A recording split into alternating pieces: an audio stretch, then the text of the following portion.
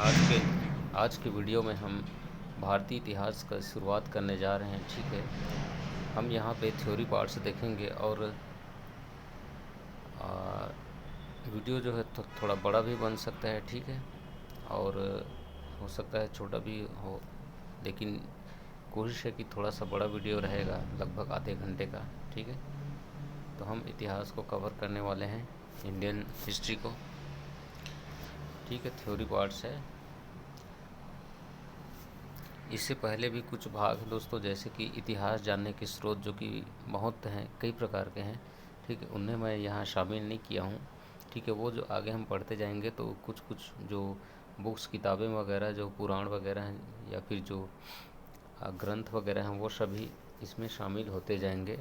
अलग अलग राजवंशों के हिसाब से वो तो आएंगे ही, जैसे कि पुरातात्विक स्रोत हो गया, विदेशियों का यात्रा वृत्तांत हो गया, लौकिक साहित्य वगैरह हो गया, है ना, ग्रंथ वगैरह हो गया, उपनिषद वगैरह।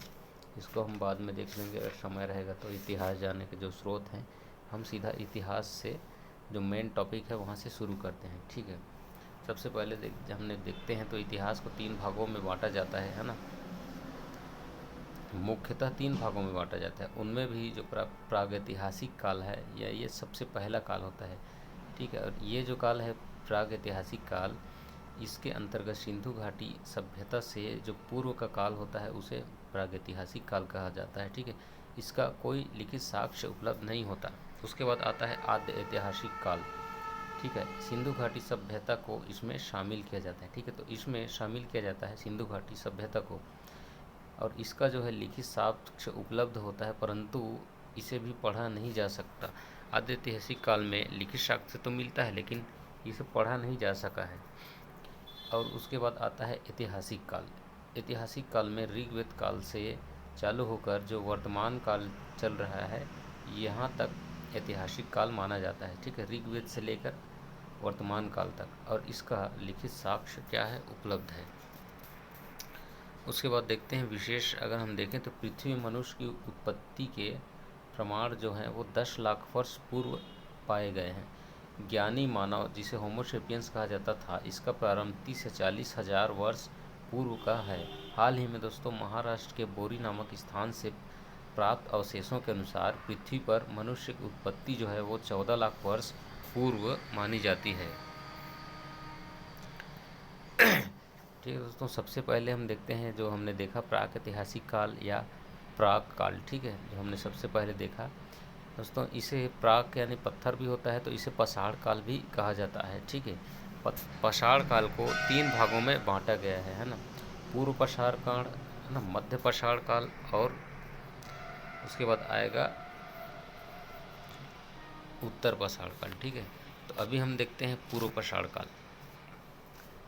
ठीक है, पूर्व पाषाण काल, जिसे कि पूरा पाषाण काल भी कहा जाता है, इसका समय माना गया है 25,000 ईसा पूर्व से इसको प्रारंभ माना गया है। ठीक है, इस काल में मनुष्य जो है वो कैसा था, जंगली जीवन जीता था, है ना। और भीमबेटका एवं आदमगढ़ जो है मध्य प्रदेश, यहाँ पे इनके साक्ष्य मिले हैं। ठीक है, मुख्यतः अगर हम देखें तो इनका जो मुख्य भोजन था वो शिकार था, शिकार करता था, और ये लोग, है ना, आखेट का प्रयोग करते थे। पत्थर के कारण यहाँ पे इन्हें, यहाँ पर फलक संस्कृति भी पाई जाती है। ठीक है, तो इस पूर्व पाषाण काल में फलक संस्कृति की झलक देखने को मिलती है, और पत्थर के खोज के शिकार करने के कारण इनमें आग की खोज की प्रवृत्ति विकसित हुई। ठीक है, पत्थरों को टकरा कर ये क्या करते थे, आग जलाते थे, और इनका जो मुख्य औजार होता था वो पत्थरों से ही बना होता था, और चकमक का अभी आविष्कार भी यही होता है। और साथ में इस फटी क्वार्टजाइट टाइप के पत्थर पूर्व पाषाण काल में प्रयोग होते थे। ठीक है, तो हम प्रागैतिहासिक काल के अंतर्गत हमने सबसे पहले पूरा पाषाण काल देखा। उसके बाद देखते हैं मध्य पाषाण काल। इस काल में प्रयुक्त होने वाले जो उपकरण थे वो बहुत छोटे छोटे होते थे, जिन्हें माइक्रोलिथिक के नाम से भी जाना जाता था। जैसे कि मेहरगढ़ में जो प्राप्त औजार थे। ठीक है, उसके बाद पत्थरों के जो लघु औजारों का जो है प्रयोग भी होता था। ठीक है दोस्तों, मध्यकाल में ही पशुपालन का भी साक्ष्य मिलता है, कहाँ से, आदमगढ़ से। ठीक है, आदमगढ़ और नागौर से पशुपालन के साक्ष्य मिलते हैं मध्यकाल में ही। उसके बाद हम देखते हैं उत्तर पाषाण काल या नव पाषाण काल भी इसे कहा जाता है। इसका समय है 3500 ईस्वी से 1000 ईस्वी पूर्व के समय को उत्तर पाषाण काल या नव पाषाण काल कहा जाता है।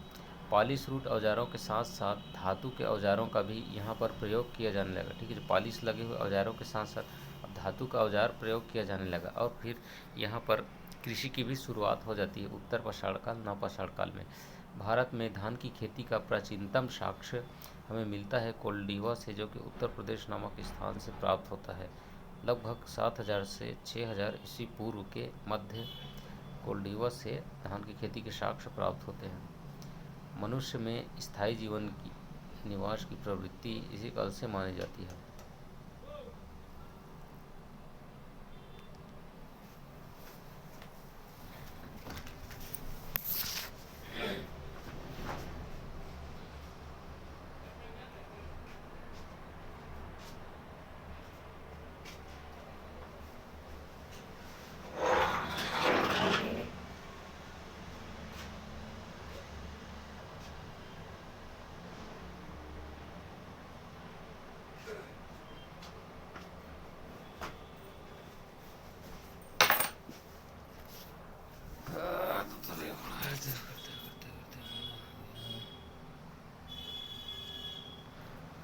कृषि की शुरुआत हो जाती है। फिर भारत में धान की खेती का प्राचीनतम साक्ष्य कोल्डिवा से प्राप्त होता है और इस प्रकार मनुष्य जो है एक स्थान पर रहना शुरू कर देता है, यानी स्थायी निवास की प्रवृत्ति नवपाषाण काल में पाई जाती है।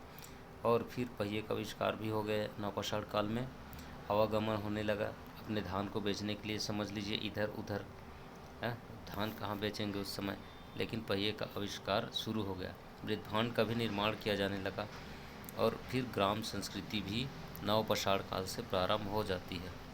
फिर देखते हैं हम आद्य ऐतिहासिक काल। ठीक है, अब प्राग ऐतिहासिक काल देख लिया, उसके बाद आद्य ऐतिहासिक काल देखते हैं। आद्य ऐतिहासिक काल को ताम्रकांस्य युगीन सभ्यता भी कहा जाता है, क्योंकि यहाँ सिंधु हड़प्पा घाटी सभ्यता और कैल्कोलिथिक एज के नाम से भी इसे जाना जाता है। सर्वप्रथम मनुष्य के द्वारा जिस धातु का प्रयोग औजारों में किया गया था वह है तांबा, 5000 ईस्वी पूर्व के आसपास। ताम्रपाषाण मालवा संस्कृति के अवशेष जो है नवदा टोली और महेश्वर से प्राप्त हुए हैं। ठीक है, जो ताम्रपाषाण है, पाषाण जो था, जो मालवा संस्कृति के अवशेष का मालवा संस्कृति कहा जाता है, इसके अवशेष नवदा टोली और महेश्वर से प्राप्त हुए हैं। यहाँ शायद कुछ ट्रिक है। सिंधु घाटी पहली जानकारी दी, अच्छा, सिंधु घाटी की सबसे पहली जानकारी दी चार्ल्स मेसन ने और इसका सर्वेक्षण कराया कनिंघम ने, खुदाई कराया दयाराम साहनी ने और नामकरण मार्शल के द्वारा हुआ, ऐसा यहाँ पे लिखा है। ठीक है, अब चलिए हम देखते हैं सिंधु घाटी सभ्यता, जो कि आद्य ऐतिहासिक काल के अंतर्गत आता है। सिंधु घाटी सभ्यता की खोज से जुड़े लोगों में सर्वप्रथम चार्ल्स मेसन का नाम आता है, जिन्होंने इसे नगरी सभ्यता भी कहा था। सिंधु घाटी सभ्यता को चार्ल्स मेसन ने नगरी सभ्यता का नाम दिया था, जबकि एक कनिंघम था, इसने इस सभ्यता को कुषाणकालीन होने का अनुमान लगाया था। सिंधु घाटी सभ्यता को कनिंघम ने कहा कि भाई ये कुषाणकालीन है, ऐसा टाइप उन्होंने कहा। सर जॉन मार्शल ने इन स्थानों का व्यवस्थित रूप से उत्खनन कराया। तो उत्खनन का कार्य किसने कराया? उत्खनन का कार्य कराया व्यवस्थित उत्खनन करवाया सर जॉन मार्शल ने, तथा इसे मिस्र मेसोपोटामिया की सभ्यता के समकालीन बताया। ठीक है, जॉन मार्शल ने कहा कि भाई ये मिस्र और मेसोपोटामिया की सभ्यता के समकालीन है और इसी कारण इसका नामकरण भी उन्होंने ऐसा कर दिया सिंधु घाटी सभ्यता का। किसने? सर जॉन मार्शल ने। चार्ल्स मेसन ने क्या किया? सर्वप्रथम इसका नाम ही आता है सिंधु घाटी सभ्यता से जुड़े लोगों में, खोज से जुड़े लोगों में सर्वप्रथम नाम चार्ल्स मेसन का ही आता है, जिसने इसे नगरी सभ्यता कहा, जबकि कनिंघम ने इस सभ्यता को कुषाणकालीन होने का अनुमान लगाया था। सिंधु घाटी सभ्यता का नामकरण के बारे में देखते हैं। सर्वप्रथम इसकी खोज 1921 में, जैसे कि आपको पता होगा, हुई थी। चूँकि हड़प्पा की खोज सर्वप्रथम हुई, अतः इसे हड़प्पा संस्कृति के नाम से भी जाना जाता है। इसका आरंभिक उत्खनन सिंधु नदी के आसपास हुआ, इसलिए इसे मार्शल द्वारा सिंधु घाटी सभ्यता भी मार्शल ने इसे कहा। अब हम इसकी स्थिति देखते हैं सिंधु घाटी का। तो इसका विस्तार है पूर्वी भाग में इसके अफ़गानिस्तान था, संपूर्ण भाग इसका पाकिस्तान था, यानी पूरा पाकिस्तान में फैला था। ठीक है, भारत जो है, भारत के उत्तर पश्चिम भाग में ये फैला था, जैसे कि गुजरात हो गया, महाराष्ट्र, राजस्थान हो गया, हरियाणा, उत्तर प्रदेश और जम्मू कश्मीर। ठीक है, भारत के इन क्षेत्रों में सिंधु घाटी सभ्यता का विस्तार था और इसका जो आकार था वो था त्रिभुजाकार। ठीक है, कैसा आकार था? त्रिभुजाकार। भारत में अगर इसकी स्थिति देखें तो मांडा उत्तर दिशा में आता था, आलमगीर पूर्व दिशा में और दैमाबाद दक्षिणी दिशा में इसके पड़ता था। पाकिस्तान का सूतका गेंडौर, बलूचिस्तान, पाक सीमा इससे लगता था भारत के क्षेत्र के हिसाब से। सिंधु घाटी सभ्यता का जो क्षेत्रफल है वो लगभग 13 लाख वर्ग किलोमीटर था, यानी कि 12,99,600 वर्ग किलोमीटर, जिसे हम 13 लाख वर्ग किलोमीटर कह सकते हैं। और ये समकालीन मिस्र और सुमेरियन सभ्यता से भी अधिक क्षेत्र में विस्तृत था, यानी जो बताया गया था उससे अधिक क्षेत्रों में ये क्या था? विस्तृत था, फैला हुआ था। इसकी काल अवधि कार्बन 14 के अनुसार 2300 से 1700 ईस्वी पूर्व के मध्य वैज्ञानिकों के अनुसार बताया गया है। सिंधु घाटी सभ्यता का 2300 से 1750 ईस्वी पूर्व इसका समयकाल बताया गया है। जॉन मार्शल के अनुसार 3250 से 2750 ईस्वी पूर्व जॉन मार्शल ने बताया, लेकिन सामान्यतः माना जाता है 3000 से 1500 ईस्वी पूर्व का जो समय है वो माना जाता है। ठीक है, और सिंधु घाटी जो सभ्यता है इसकी खोज राय बहादुर दयाराम साहनी ने किया था। दोस्तों, इसकी जो राजधानी थी वो जुड़वा राजधानी थी। मोहनजोदड़ो और हड़प्पा सिंधु घाटी की जुड़वा राजधानियाँ थी। ठीक है, अब सिंधु घाटी सभ्यता के अंतर्गत प्रमुख नगर अगर हम देखें तो 7 प्रमुख नगर यहाँ पे पाए जाते हैं। हड़प्पा जो कि पाकिस्तान में है, मोहनजोदड़ो, चन्हुदड़ो, लोथल, कालीबंगा, बनवाली और धौलावीरा। ठीक है, हड़प्पा जो है पाकिस्तान में, मोहनजोदड़ो भी पाकिस्तान में है, चन्हुदड़ो भी पाकिस्तान में, लोथल अपने गुजरात में है, कालीबंगा राजस्थान में, बनवाली हरियाणा में, धौलावीरा गुजरात में। ठीक है, तो ये 7 जगह प्रमुख 7 स्थानों को नगर की संज्ञा दी जाती है उस समय। ठीक है, हड़प्पा, मोहनजोदड़ो, चन्हुदड़ो, लोथल, कालीबंगा, बनवाली और धौलावीरा। अन्य नगर भी थे, जैसे कि रंगपुर जो कि गुजरात में था, सुरकोतड़ा गुजरात में था, रोपड़ पंजाब में था। तो थोड़ा सा जो पुस्तक है वो उसका बीच थोड़ा सा ये फट गया है दोस्तों, तो इसे हमें एडजस्ट करना पड़ेगा। ठीक है, अब आते हैं हम हड़प्पा में, जिसकी खोज 1921 में जॉन मार्शल के नेतृत्व में राय बहादुर दयाराम साहनी ने किया था। हड़प्पा की खोज तो दोस्तों ये दयाराम साहनी ने किया है, लेकिन हमने उधर क्या देखा? अच्छा, हमने देखा सिंधु घाटी सभ्यता की मोहनजोदड़ो और हड़प्पा जो थे वो 2 राजधानियाँ थी, ये देखा ना। और राय बहादुर दयाराम साहनी खोज, किसकी खोज? जॉन मार्शल के नेतृत्व में राय बहादुर दयाराम साहनी ने हड़प्पा की खोज किया था। ठीक है, स्थिति जो है दोस्तों हड़प्पा का वो रावी नदी के तट पर था, जिला मांटोमेगरी प्रांत, पंजाब, पाकिस्तान में। ठीक है, विशेष हम देखें हड़प्पा के बारे में तो ये सिंधु घाटी सभ्यता का दूसरा बड़ा नगर व दूसरी राजधानी थी सिंधु घाटी की। कौन? हड़प्पा। खोज से क्या क्या प्राप्त हुए हैं हड़प्पा से? तो यहाँ से एक अन्नागार मिला है ना, अन्नागार प्राप्त हुआ है। 2 कतारों में कुल 12 अन्नागार प्राप्त हुए हैं। 2 प्रकार के कब्रिस्तान मिले हैं, R37 और H प्रकार के कब्रिस्तान हड़प्पा से प्राप्त हुए हैं।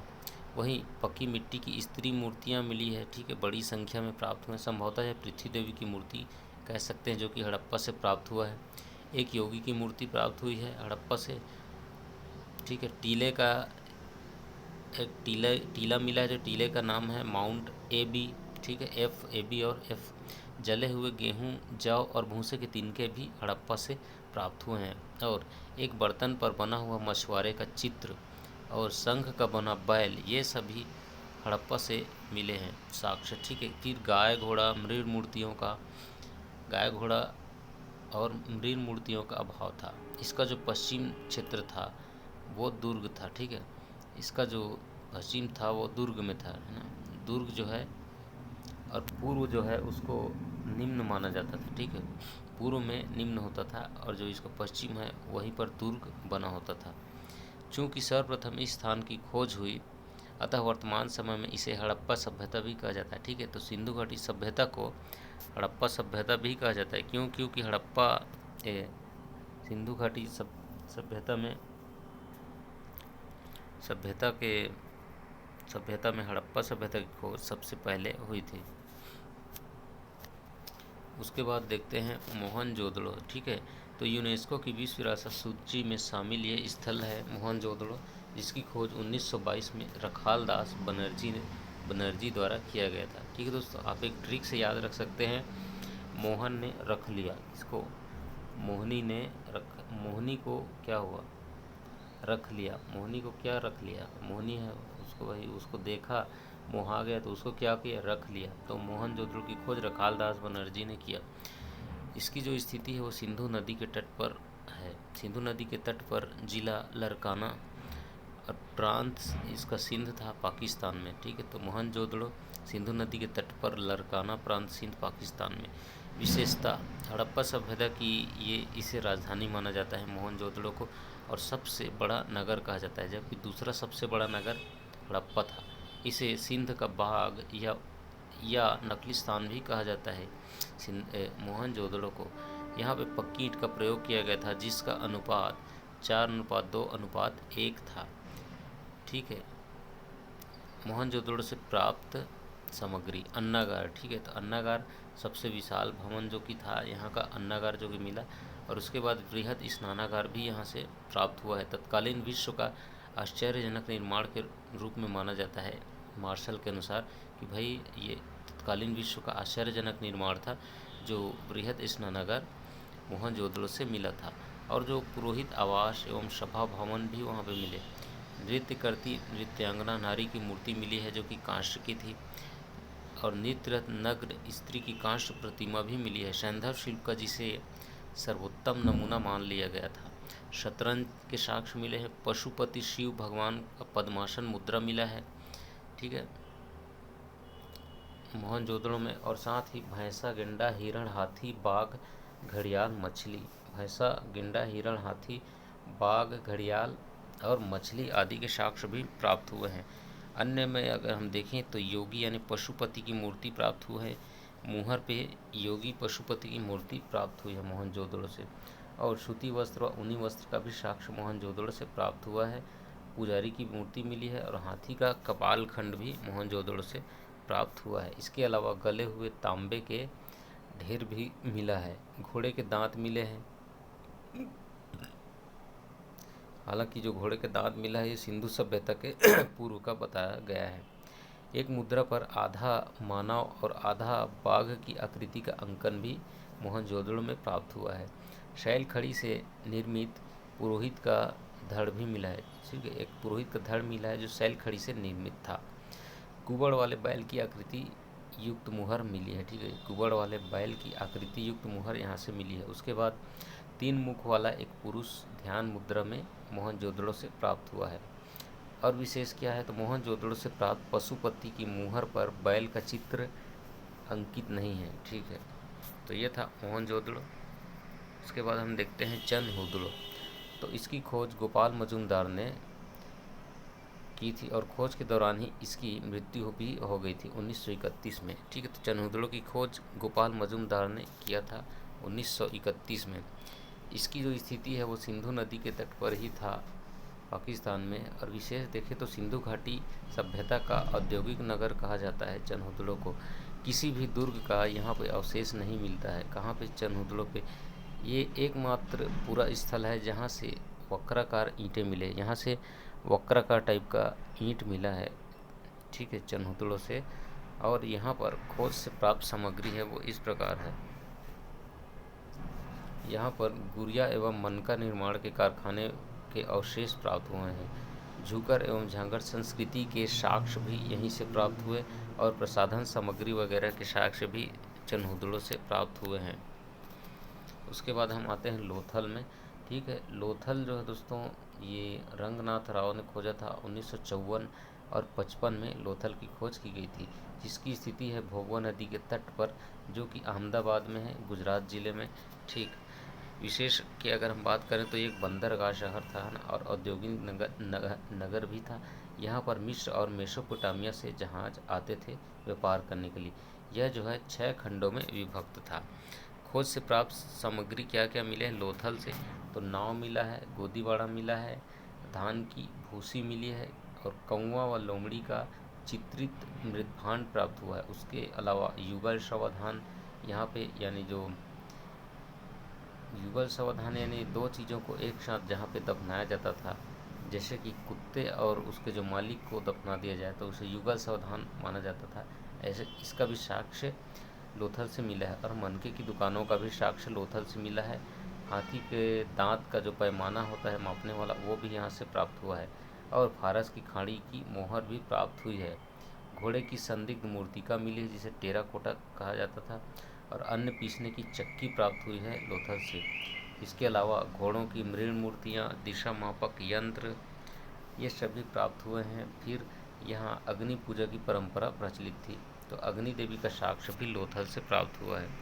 ठीक है, तो लोथल में रंगनाथ राव ने 1954-55 में खोजा। ठीक है, भोगवा नदी में अहमदाबाद गुजरात में बंदरगाह शहर था, औद्योगिक नहर था। मेसोपोटामिया से जहाज आते थे, यानी कि जहाज आते थे तो आप ऐसा ट्रिक बना लीजिए, जहाज आते थे, नाव आते थे, ऐसा करके। ठीक है, धान धान का व्यापार भी करते थे, ऐसा कर लीजिए। धान की भूसी, कौवा और लोमड़ी का चित्रित निर्माण, युगल सावधान, मनके की दुकान, हाथी दांत का पैमाना, फारस की खाड़ी, तो ये वही खाड़ी हो गया, जल हो गया, व्यापार हो गया, ऐसे जोड़ लीजिए। घोड़े की संदिग्ध मूर्ति, अन्न पीसने की चक्की, और घोड़ों की मृण मूर्तियाँ, और दिशा मापक जो यंत्र है, सभी लोथल से प्राप्त हुए हैं। फिर अगला स्थल हम देखते हैं सिंधु घाटी का, तो कालीबंगा था। ठीक, कालीबंगा जो है यहाँ पे इसे काले रंग की चूड़ियाँ भी कहा जाता था। इसके खोजकर्ता थे अमलानंद घोष और बीडी लाल और बी के थापर। 1953 में इन्होंने कालीबंगा की खोज की थी। किन किन ने? अमलादास घोष ने, बीडी लाल और बी के थापर जी ने 1953 में कालीबंगा की खोज किया था।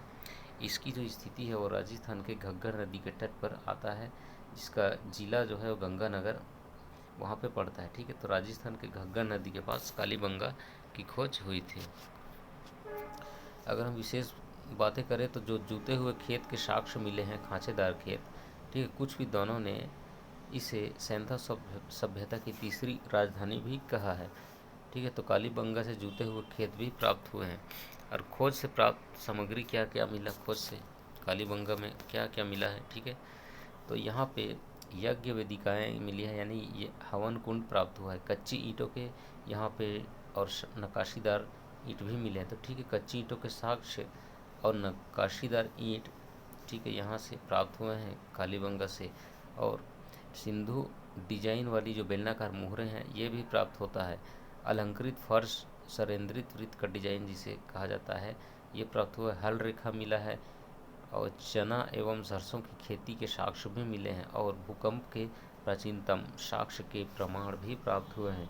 तो कालीबंगा से इतने सारे साक्ष्य प्राप्त हुए हैं। जूते हुए खेत, यज्ञ यानी हवन कूट, कच्ची ईंटों के साक्ष्य मिले हैं, सिंधु डिजाइन वाली बेलनाकार मुहर प्राप्त हुई है, हल रेखा मिला है, चना एवं सरसों की खेती के साक्ष्य मिले हैं, और भूकंप के प्राचीनतम साक्ष्य सभी कालीबंगा से प्राप्त हुए हैं। उसके बाद देखते हैं हम बनवाली, जिसकी खोज करता थे। बनवाली को खोजा किसने? रविंद्र सिंह बिष्ट ने 1973 में जाकर रविंद्र सिंह बिष्ट ने बनवाली की खोज की थी, जिसकी स्थिति हिसार जिला हरियाणा में पड़ता है। ठीक है, नगर योजना, तो शतरंज की बिसात पर या जाल के आकार की ये नगर था बनवाली। ठीक है, शतरंज के बिसात के समान। और मिट्टी का जो खिलौना और हल, अच्छे किस्म के जौ के साक्ष्य यहाँ से प्राप्त हुए हैं। मिट्टी का खिलौना, हल, अच्छे किस्म के जौ के साक्ष्य यहाँ से प्राप्त हुए हैं। उसके बाद हम देखते हैं रंगपुर, तो इसके खोजकर्ता थे रंगनाथ राव। 1953-54 में ही रंगपुर की खोज रंगनाथ राव ने कर दिया था। तो नाम में भी रंग है और रंगनाथ राव भी है ये।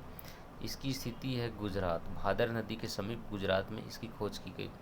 विशेष बात करें तो चावल यानी धान के साक्ष्य मिले हैं, और साथ ही साथ कच्ची ईंटों के दुर्ग और बाट आदि भी रंगपुर से प्राप्त हुए हैं। ठीक है। अब हम देखते हैं सुरकोतड़ा को। ठीक है, तो सुरकोतड़ा जो है इसकी खोज दोस्तों जगतपति जोशी ने किया था 1964 में। कहाँ पे किया था? गुजरात में इसकी खोज हुई थी, जिला कच्छ में। ठीक है, विशेष हम देखें तो घोड़े की हड्डी और बर्तन में शव को रखा जाता था। तो ऐसा साक्ष्य प्राप्त हुआ है शुरका कोतड़ा से। ठीक है, खोज जगतपति जोशी ने किया था 1964 में। उसके बाद हम देखते हैं धौलावीरा खोज करता था R.N. बिष्ट और जगतपति जोशी। 1990-91 में धौलावीरा की खोज किया गया था R.N. बिष्ट एवं जगतपति जोशी के द्वारा। इसकी जो स्थिति है वो भी गुजरात में ही है, कच्छ जिला में ही है।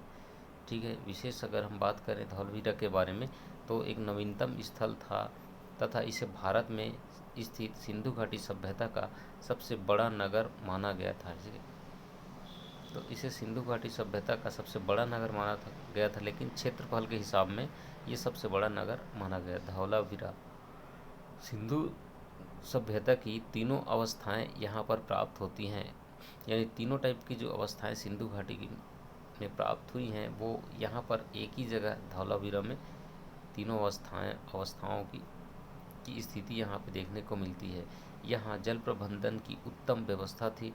नगर के मध्य जो खुले मैदान होते थे इसको रंग महल का संज्ञा भी दिया जाता था। और तौल के जो बाँट थे, लिपिगत लेख था, सोने के छल्ले थे, चूने पत्थर से निर्मित स्थापत्य नमूने, झूकड़ शैली के बर्तन। ठीक है, ये सब यहाँ से प्राप्त हुए हैं। यहाँ से मध्यमा भी प्राप्त हुआ है। ठीक है, तो धौलावीरा से तौल के बाँट प्राप्त मिले हैं, लिपिगत और लेख भी मिला है, सोना वगैरह के छल्ले प्राप्त हुए हैं, चूने पत्थर से निर्मित एक स्थापत्य का नमूना भी मिला है और झूकड़ शैली के बर्तन प्राप्त हुए हैं। तो ये हो गया धौलावीरा। R.N. बिष्ट और जगतपति ने 1990-91 में खोजा था गुजरात में, जिला कच्छ में। उसके बाद आते हैं रोपड़। तो रोपड़ जो है इसकी खोज की थी यज्ञदत्त शर्मा ने। रोपड़ की खोज की थी 1950 में और इसकी स्थिति है पंजाब में। ठीक है, विशेष अगर हम देखें तो स्वतंत्रता प्राप्ति के पश्चात सर्वप्रथम रोपड़ का ही खोज हुआ था। ठीक है,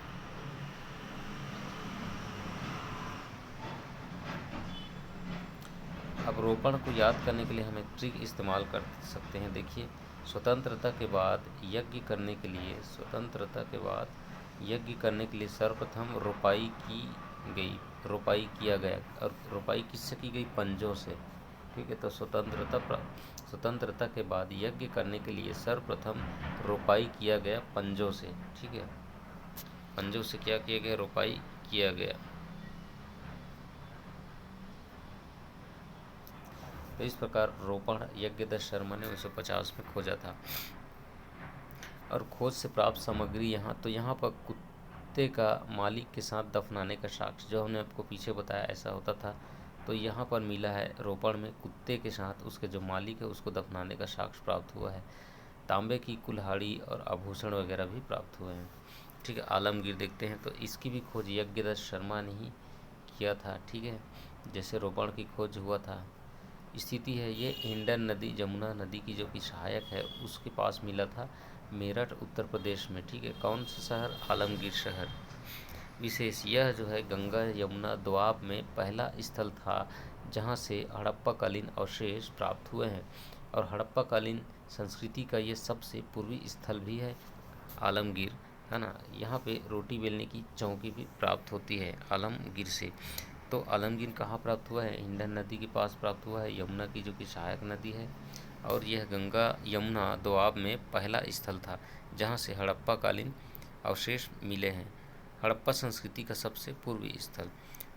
अब हम देखते हैं मांडा। ठीक है, मांडा जो है ये J.P. जोशी और मधुबाला ने खोजा था मांडा। ठीक है, ये जो है चिनाब नदी के किनारे मिला, जम्मू कश्मीर के क्षेत्र में। ठीक है, विशेष अगर हम बात करें तो ये विकसित हड़प्पा संस्कृति का सबसे उत्तरी स्थल था मांडा। ठीक है, चिनाब नदी के पास मिला, J.P. जोशी और मधुबाला ने इसकी खोज की थी। सिंधु सभ्यता के निर्माता और उसके जो निवासी हैं उसके बारे में हम देखते हैं। तो एक तरफ हम विद्वान देखते हैं और दूसरी तरफ निर्माता देखते हैं। तो डॉक्टर लक्ष्मण स्वरूप व रामचंद्र ने सिंधु घाटी सभ्यता को कहा कि भाई ये आर्यों ने क्या किया, आर्यों ने इसको बनाया, ऐसा कहा। गार्डन चाइल्ड था, इन्होंने कहा कि ये सुमेरियन थे, ऐसा कहा। रखाल दास बनर्जी ने कहा कि ये द्रविड़ थे। व्हीलर ने कहा ये दस्यु और दास थे।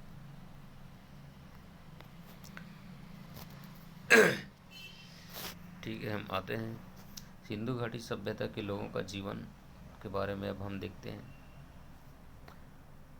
यहाँ पे एक ट्रिक भी है, और ट्रिक सबसे पहले देखते हैं। तो साधु लोग जो है पर्दे के पीछे क्या करते हैं, वेश्यावृत्ति को बढ़ाते हैं। साधु को आप सिंधु नदी मानना है। साधु लोग पुनर्जन्म में क्या करते हैं, विश्वास करते हैं, अर्थात सिंधु घाटी सभ्यता में पुनर्जन्म में विश्वास किया जाता था। और साधु मात्र शांति चाहता है। साधु क्या चाहता है, मात्र शांति चाहता है। यानी जो सिंधु घाटी सभ्यता थी वो, उसकी परिवार कैसे थे, मात्र सत्तात्मक था। तो ये ट्रिक में कुछ बताया गया है। चलिए हम विस्तार से देखते हैं थ्योरी को। सिंधु घाटी सभ्यता के लोगों का जीवन, अगर परिवार की बात की जाए तो अभी हमने बताया मात्र सत्तात्मक था। और यहाँ पे शासन व्यवस्था कैसा था, तो शासन व्यवस्था प्रजातांत्रिक तो था, लेकिन केंद्रीय शक्ति से संचालित होता था। प्रजातांत्रिक भले ही था, लेकिन केंद्रीय शक्ति से संचालित होता था। व्हीलर के अनुसार सिंधु घाटी सभ्यता के लोग मध्यम वर्गीय जनतंत्रात्मक शासन था। ठीक है। पिगट ने कहा कि ये पुरोहित वर्ग का शासन में प्रभाव था, और मैके ने कहा कि भाई ये प्रतिनिधि शासन था। सिंधु घाटी लोगों का जीवन प्रतिनिधि शासन था।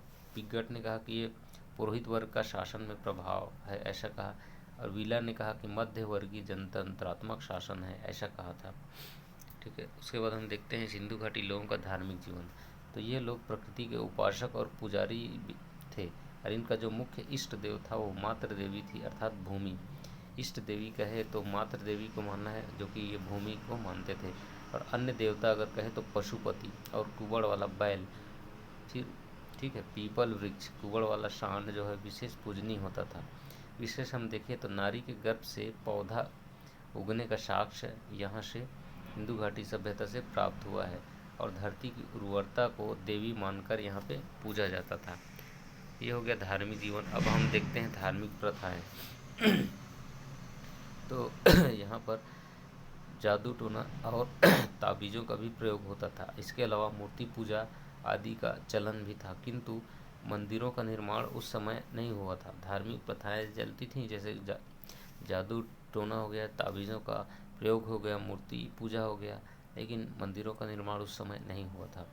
इसके अलावा पशु बलि प्रथा भी प्रचलित थी, पशुओं को बलि दिया जाता था। और भूत प्रेत और तंत्र मंत्र में भी सिंधु घाटी में विश्वास किया जाता था। पुनर्जन्म में विश्वास था। उसके बाद नोट, पर्दा प्रथा एवं वैश्यावृत्ति प्रचलित थी। जैसे कि हमने ट्रिक में बताया, साधु लोग पर्दे के पीछे वो वैश्यावृत्ति को बढ़ावा देते थे, ये कहा। तो सिंधु घाटी सभ्यता में पर्दा प्रथा और वैश्यावृत्ति प्रचलित थी। ठीक है। पशुपालन, तो हाथी और घोड़े पालने के साक्ष्य यहाँ पे प्रमाण मिलते हैं। और बतख जो है सबसे प्रमुख पक्षी माना जाता था। तो पशुपालन में हाथी और घोड़े पालते थे, और बतख जो है प्रमुख पक्षी के रूप में यहाँ पे जाना जाता था। प्रमुख वन्य जीव, तो हाथी, बाघ, गेंडा और हिरण जो है यहाँ पे प्रमुख वन्य जीव के रूप में जाना जाता था। इनको प्रमुख वन्य जीव। पालतू पशु की अगर हम बात करें तो गाय, बैल, भैंस, बकरी, भेड़। गाय, बैल, भैंस, बकरी, भेड़, कुत्ता, बिल्ली, ऊँट, ये सभी पालतू पशु के रूप में पाले जाते थे। पक्षी में मोर, तोता और बतख, कबूतर। लिपि भाव चित्रात्मक थी, दाईं से बाईं ओर लिखी जाती थी ब्रिजवासी लाल के अनुसार, लेकिन ये पढ़ा नहीं जा सका था। सामाजिक जीवन, तो हमने बताया मात्र सत्तात्मक था। सिंधु घाटी के लोगों का जीवन शांतिप्रिय लोग थे। ठीक है। आभूषण की बात करें तो कंठार, कर्ण, फूल, करधनी, पाजेब वगैरह ये सब पहनते थे। मनोरंजन के इनके साधनों में क्या था, तो इनके शिकार करते थे ये लोग, और पशु पक्षियों को आपस में लड़ाकर चौपड़ खेलते थे। पाशा। आर्थिक जीवन भी देख लेते हैं। ठीक है। तो प्रथम मुख्य व्यवसाय इनका तो कृषि था, लेकिन दूसरा व्यवसाय सिंधु घाटी वाले पशुपालन करते थे। और तीसरा इनका व्यवसाय था व्यापार, ठीक है। और कृषि में अगर इनकी बात करें तो सबसे पहले उन्होंने जौ उगाया, फिर गेहूं तथा कपास, ठीक है। कपास जो है मुख्य फसल थे। संभवतः हड़प्पा सभ्यता के लोग ही ऐसा कहते हैं कि सबसे पहले इन्होंने कपास उगाना प्रारंभ किया था, जिस कारण इस सभ्यता को सीडोन सभ्यता भी कहा जाता था, ऐसा यूनानी लोग कहते हैं, ठीक है। अन्य फसल में धान, सरसों, मटर, तिल, धान, सरसों, मटर, तिल, ठीक है, कुल 9 फसलें यहाँ पे पहचानी गई थी और सिंचाई की व्यवस्था भी यहाँ पर थी। व्यापार में अगर हम बात करें तो जल एवं थल दोनों मार्गों से व्यापार होता था। सिंधु घाटी को लिप कर दाई बाई ब्रिजवासी कहलाई। ये ट्रिक है, सिंधु घाटी की जो लिपि थी वो दाई से बाई और लिखी गई थी ना, उसका ये ट्रिक है कि सिंधु घाटी को लिप कर यानी लिपाई पुताई करके दाई जो था, एक दाई था यानी कोई दाई दादी माँ था, वो बाई दाई जो थी, जो बाई थी हमारी दाई बाई, वो ब्रिजवासी कहाई सिंधु घाटी की लिपाई पुताई करके, ठीक है। और एक और कुछ ट्रिक लिखा है, साधुओं की आ, साधुओं की घाटी को लिप कर दाई बाई ब्रिजवासी कहाई, ऐसा भी याद करने के लिए कर सकते हैं। अब हम देखते हैं प्रमुख आयात वगैरह क्या क्या होता था यहाँ से। प्रमुख आयात की बात करें तो टीन जो है, उसके बाद रांगा, चांदी वगैरह, ये सभी अफ़गानिस्तान से आते थे। उसके अलावा तांबा जो है ये खेतड़ी राजस्थान से इन्हें मिलता था। सोना जो है अफ़गानिस्तान से आता था, कर्नाटक और अफ़गानिस्तान से, भारत से भी आता था। और सुलेमनी नग महाराष्ट्र से, नीलमणि महाराष्ट्र से प्राप्त होता था, इनके व्यापार था। सिंधु घाटी सभ्यता के लोग दक्षिण भारत, मेसोपोटामिया, मिस्र तथा रोम और अफ़गानिस्तान से व्यापार करते थे, ठीक है। कौन कहाँ कहाँ से व्यापार करते थे सिंधु घाटी सभ्यता के लोग? तो ये लोग दक्षिण भारत से और मेसोपोटामिया और मिस्र तथा रोम व अफ़गानिस्तान से भी व्यापार करते थे। सिंधु घाटी में कपास रोम को निर्यात किया जाता था, ठीक है। तो सिंधु घाटी का जो कपास था वो रोम को भेजा जाता था।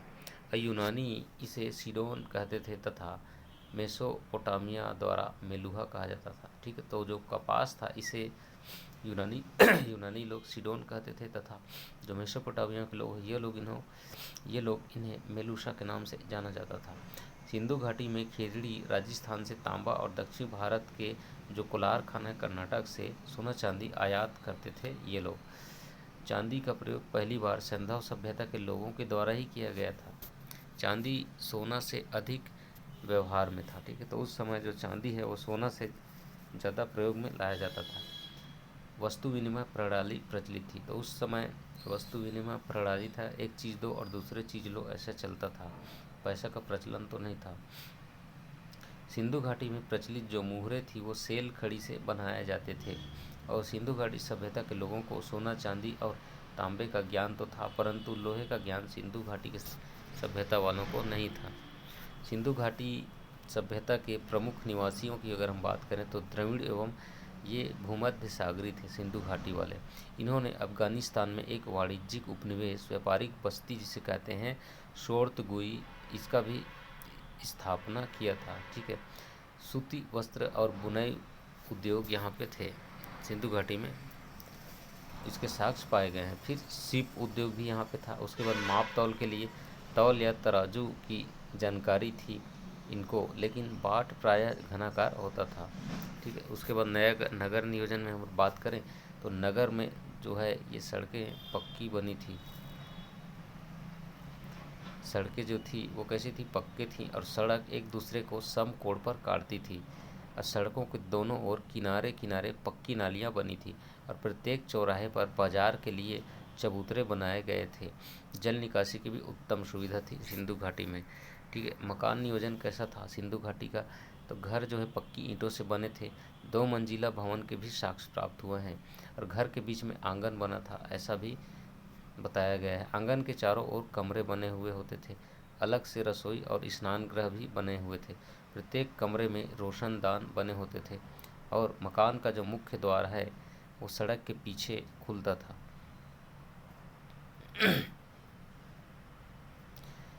मकान जो है वो जाल की तरह विन्यस्त थे, ठीक है। तो हम सिंधु घाटी के लोगों के जीवन के बारे में देख रहे हैं। चलिए अगला देखते हैं। शिल्प के बारे में देखें तो यहाँ पे कांस्य या ताम्र युगीन संस्कृति इसे जैसे कि कहा गया, लेकिन यहाँ इन लोगों को लोहे का ज्ञान तो नहीं था। मिट्टी की जो मुद्रा एवं मूर्ति का निर्माण महत्वपूर्ण शिल्प के रूप में यहाँ पे जाना गया। मिट्टी की मुद्रा और मूर्ति का निर्माण किया जाता था। और इसके अलावा जो कुम्हार था उनके चाक से, कुम्हार के चाक से भी परिचित थे। और बैलगाड़ी और नावों का भी निर्माण किया जाता था। चित्रकला में बात करें तो मूर्ति कला व चित्रकला का ज्ञान इन्हें था। इसके अलावा हड़प्पाई लिपि जो थी वो चित्रात्मक थी, जिसे अभी तक पढ़ा नहीं जा सका है। ब्रिजवासी लाल के अनुसार सैंधव लिपि दाईं ओर से बाईं ओर लिखी गई थी। यहाँ पर 2000 मुहरें मिली हैं जो शैल खड़ी की हैं, एवं अधिकांश जो हैं वो चौकोर टाइप की मुहरें हैं। ठीक है, सिंधु घाटी से जो मिली हैं। सिंधु घाटी के पतन के कारणों में अगर हम देखें तो क्या कारण था कि सिंधु घाटी सभ्यता का पतन हो गया, तो मार्शल और मैके ने कहा कि सिंधु नदी में बाढ़ आ गया था, इसलिए इसका पतन हुआ, ऐसा कहा। और जॉन मार्शल ने ही प्रशासनिक शिथिलता भी बताया। नदियों के मार्ग में परिवर्तन होना बताया गया। ठीक है, जैसे कि सरस्वती नदी गायब ही हो गई, तो ऐसा ही बताया गया कि नदियों के मार्ग में परिवर्तन हो गया, इस कारण सिंधु नदी का पतन हो गया, ऐसा बोला गया। विदेशियों एवं आर्यों का आक्रमण हुआ, ऐसा कहा गार्डन और चाइल्ड ने। इसके अलावा मार्टिन और व्हीलर एवं पिगट ने भी ऐसा कहा कि विदेशी आक्रमण के कारण और आर्यों के आक्रमण के कारण सिंधु घाटी सभ्यता नष्ट हो गई, ऐसा कहा। भूतात्विक परिवर्तन किसने कहा, तो डेल्स और M.R. साहनी जो थे, इन्होंने इसे भूतात्विक परिवर्तन कहा। इसके अलावा जो भूकंप है इसको भी कारण बताया गया सिंधु घाटी की विनाश का। तो ये साक्ष्य दिया था, ये कहा था राइक्स ने कि भाई भूकंप भी आ सकते हैं, आए होंगे तो सिंधु घाटी सभ्यता गायब हो गई, ऐसे टाइप करके। और पारिस्थितिक असंतुलन कहा था फेयर सर्विस ने। तो फेयर सर्विस ने कहा कि नहीं, ये पारिस्थितिक असंतुलन हो सकता है। अन्य प्रमुख तथ्यों में देखें, सिंधु घाटी सभ्यता अपने नगर परियोजना के कारण अधिक जानी जाती है। सिंधु घाटी सभ्यता में दाह संस्कार की 3 विधियाँ प्रचलित थी। इसके अलावा लोथल में दफनाने की युग्मित प्रथा पाई गई है और मृतक संस्कार दफनाना सर्वाधिक प्रचलित था। यहाँ पे पिगट ने हड़प्पा एवं मोहनजोदड़ो को एक विस्तृत साम्राज्य की जुड़वा राजधानियाँ कहा है। ठीक, तो पिगट ने ही कहा कि हड़प्पा और मोहनजोदड़ो सिंधु घाटी की जुड़वा राजधानियाँ हैं, ऐसा कहा। अन्य देखते हैं तो जलाकर अवशेषों को बर्तनों में एकत्र करके दफनाना और पशु पक्षियों के लिए छोड़ना भी ऐसा प्रचलित था। यहाँ मुख्य नदी इसकी क्या थी, सिंधु घाटी की थी, सिंधु थी। सर्वप्रथम उल्लेख किसने किया सिंधु घाटी का, तो चार्ल्स मैसन ने किया 1826 में, और द्वितीय उल्लेख चार्ल्स एंड विलियम ब्रंटन ने किया था। मुहरें प्रकाशित, तो अलेक्जेंडर कनिंघम ने 1872 में मुहरों का प्रकाशन कराया। ठीक है, उसके बाद समकालीन देखें तो मिस्र और मेसोपोटामिया के, ठीक है, और यूनानी और चीनी सभ्यता के समान था ये अपना सिंधु घाटी सभ्यता। मुहरों के अतिरिक्त सिंधु घाटी सभ्यता की लिपि नमूने मृत भांडों पर प्राप्त होते हैं। ठीक है, सिंधु सभ्यता का राजस्थान, अफगानिस्तान, ईरान, मध्य एशिया, सुमेर, बहरीन के साथ व्यापारिक संबंध था। ठीक है, और मिस्र, सुमेर, मेसोपोटामिया की जो सभ्यताएं थी वो सब सैंधव सभ्यता के समकालीन ही थी। प्राचीन सरस्वती नदी का विंसन स्थान पर लुप्त होना पाया गया। ठीक है, तो जो प्राचीन सरस्वती नदी था जो कि विलुप्त हो गया, इसका विंसन स्थान पर लुप्त होना पाया गया है। बोरी जो कि महाराष्ट्र में है, यहाँ मानव के प्राचीनतम अवशेष प्राप्त होते हैं। और राना घोड़ाई जो कि बलूचिस्तान है, यहाँ घोड़े के दांत मिला है।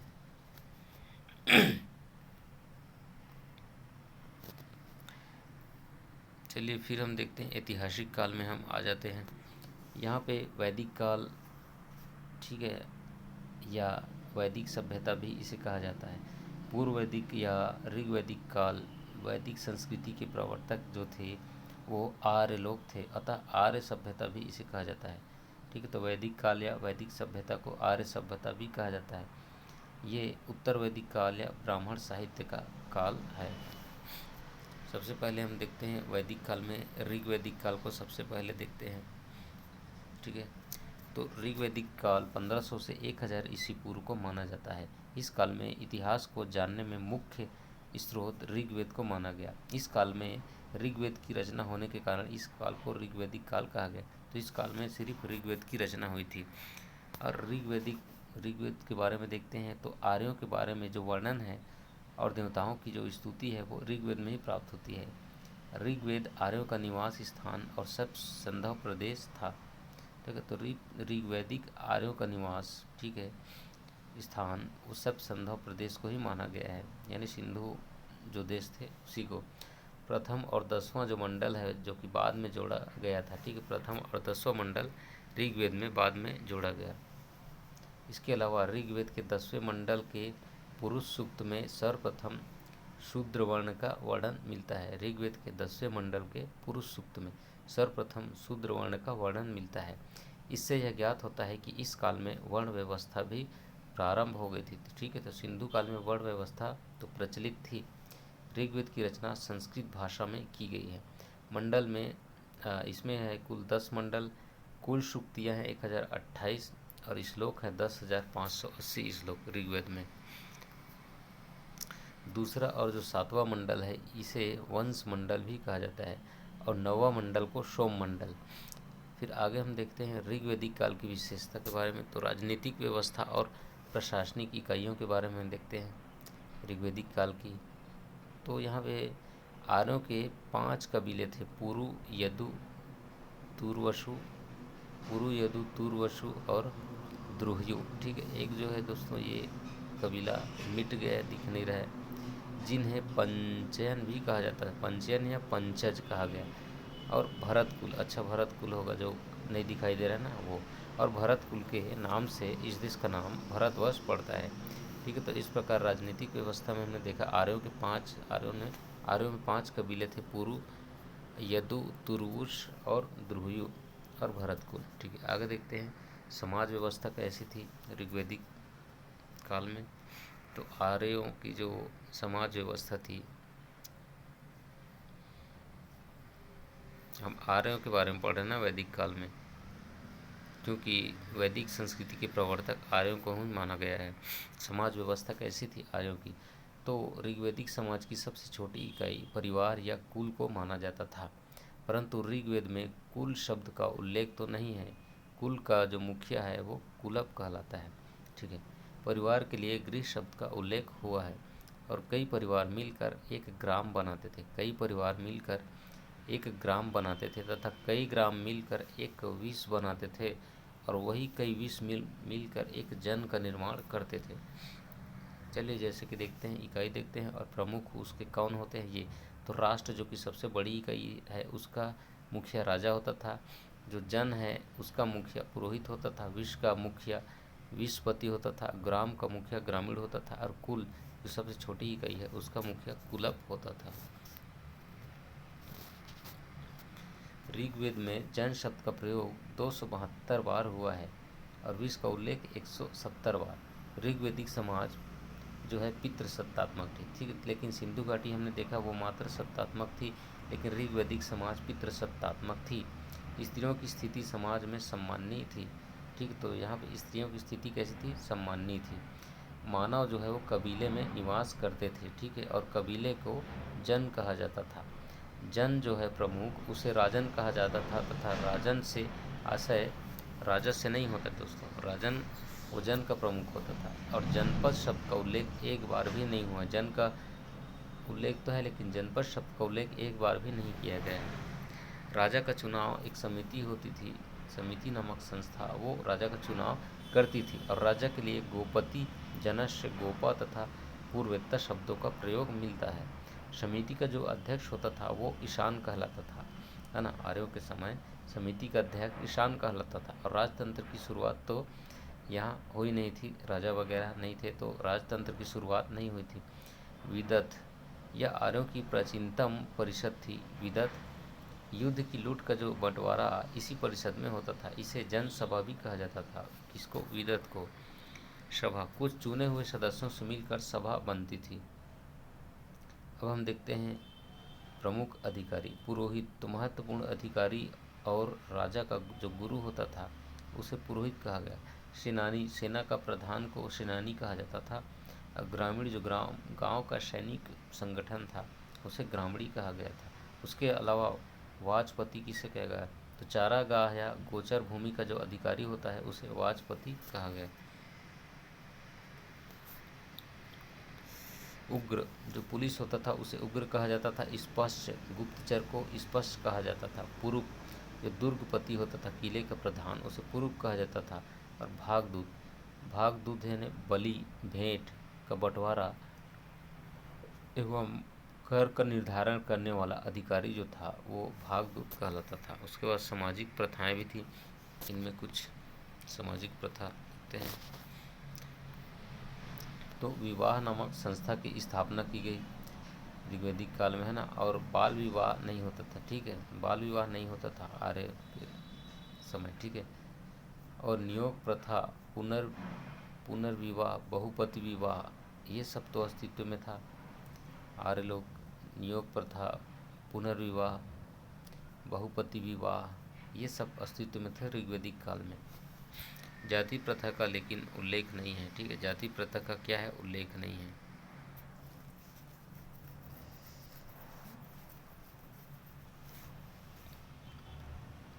व्यवसाय के आधार पर समाज जो है पुरोहित, योद्धा एवं सामान्य जन में बटा था। तो व्यवसाय के आधार पर समाज को पुरोहित, योद्धा और सामान्य जन में बांटा गया था। छुआछूत का प्रचलन नहीं था, समाज समतावादी था। तो ठीक है, जाति प्रथा का प्रचलन नहीं था, बाल विवाह का प्रचलन नहीं था और छुआछूत का प्रचलन नहीं था ऋग्वैदिक काल में। ऋग्वैदिक काल में बाल विवाह प्रचलित नहीं थे, जाति प्रथा प्रचलित नहीं थे और छुआछूत का प्रचलन नहीं था। आर्थिक जीवन, इनकी जो सभ्यता थी वो ग्रामीण थी, ठीक है। ऋग्वैदिक आर्यों की जो सभ्यता थी वो ग्रामीण थी। प्रजा जो है स्वयं राजा को उसका अंश अपनी स्वेच्छा से दे देता था, जिसे बलि या चढ़ावा कहा जाता था। और मुख्य व्यवसाय में पशुपालन, ठीक है। तो सिंधु घाटी के लोगों का मुख्य व्यवसाय तो कृषि था, लेकिन यहाँ पर मुख्य व्यवसाय है पशुपालन, फिर उसके बाद कृषि है। यहाँ पे बिक्री का माध्यम क्या था, तो यहाँ पर भी बिक्री का माध्यम वस्तु विनिमय था, यानी वस्तु को लेना और कुछ उसके बदले में देना। तो यहाँ पे वस्तु विनिमय के रूप में गाय या निस का प्रयोग किया जाता था, यानी गाय को ये लोग अदले बदले प्रयोग करके उसके बदले में कुछ ले लेते, ऐसे टाइप का। फिर गाय का प्रयोग मुद्रा के रूप में, हाँ वो हमने बताया ना, विनिमय का मुख्य साधन यही था, अदला बदली का, गाय को बदल देते थे कोई चीज़ लेना होना था तो। अतः गाय का धार्मिक एवं सामाजिक की अपेक्षा आर्थिक महत्व गाय का बढ़ गया था। इस काल के उत्तरार्ध में कृषि की शुरुआत होती है, ठीक है। इसके उत्तर में यानी इसके बाद क्या होता है, बोल रहा है कि कृषि की शुरुआत होती है उत्तरार्ध में। मुख्य जो उपज थी वो जौ थी, जिसके लिए यव शब्द का प्रयोग किया गया। मुख्य उपज जौ थी, जिसके लिए यव शब्द का प्रयोग किया गया। कृषि उपज के लिए एक अन्य शब्द धान्य का भी प्रयोग किया जाता था। अन्य व्यवसाय में बढ़ई वगैरह भी थे। नोट देखें तो निष्क जो है दोस्तों, ये स्वर्ण आभूषण या सोने की मुद्रा थी। मन, यहाँ पे मन जो है वो तौल की एक इकाई होती थी जिसे मन कहा जाता था, लेकिन निष्क जो है ये स्वर्ण मुद्रा के रूप में सोने की मुद्रा होती थी, इसे निष्क कहा जाता था। और जो संपत्ति है इसकी गणना मुख्यतः मवेशियों से की जाती थी। तो मवेशियों को गिन कर संपत्ति की गणना की जाती थी ऋग्वैदिक काल में, ठीक है। और इस काल में कपास का उल्लेख नहीं है। लो, अब यहाँ पे कपास का उल्लेख नहीं है, पहले सिंधु काल में था, अब यहाँ नहीं है। व्यापार स्थल एवं जल दोनों रास्तों से होता था। गोधूली क्या था, तो उस समय की माप के लिए गोधूली का प्रयोग किया जाता था। और गव यतु, ये दूरी की माप के लिए प्रयोग किया जाता था। तो गोधूली जो है समय की माप के लिए और गव यतु दूरी की माप के लिए प्रयुक्त होता था। और गाय को पवित्र माना जाता था तथा उसे अघन्य कहा जाता था। राजा जो है भूमि का स्वामी नहीं होता था, तो उस समय जो राजा था उस भूमि का स्वामी नहीं माना जाता था। और जो उर्वरा है अर्थात जुते हुए खेत को उस समय उर्वरा कहा जाता था। इसके अलावा जो लांगल है, ये हल जो था उसको लांगल के नाम से जाना जाता था। और खनी लिमा जो सिंचाई के लिए खोद कर जो प्राप्त किया जाता था, खोद कर प्राप्त किया गया जो जल होता था उसे खनी लिमा कहा जाता था। सीता, हल से बनी जो नाली थी उसको सीता कहा जाता था। और पर्जन्य, जो बादल थे उसको पर्जन्य कहा जाता था। और यहाँ पे भूमि की माप की इकाई थी, तो क्या थी?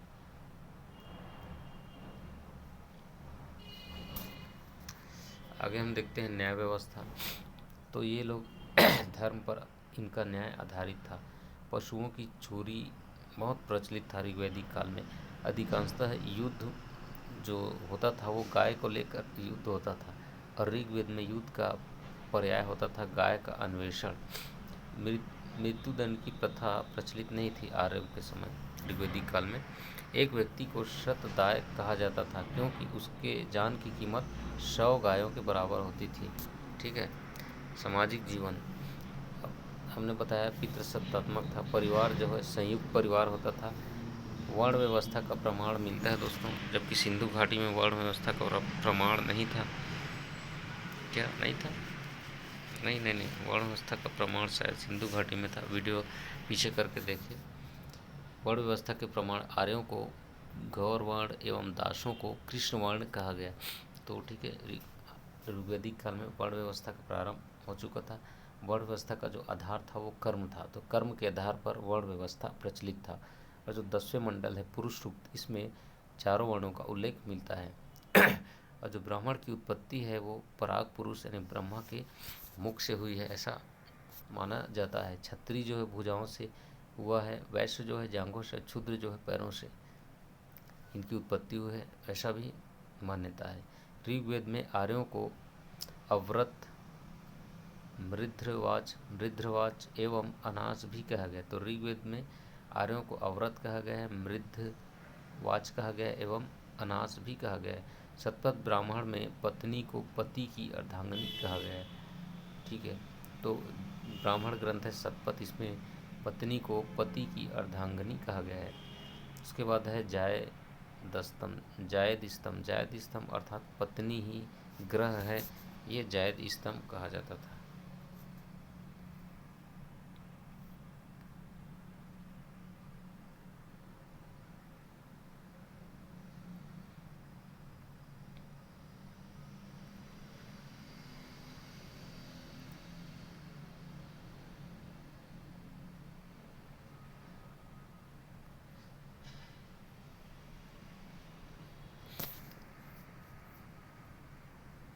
ठीक है दोस्तों, इस वीडियो में इतना ही रखते हैं, टाइम काफ़ी हो चुका है।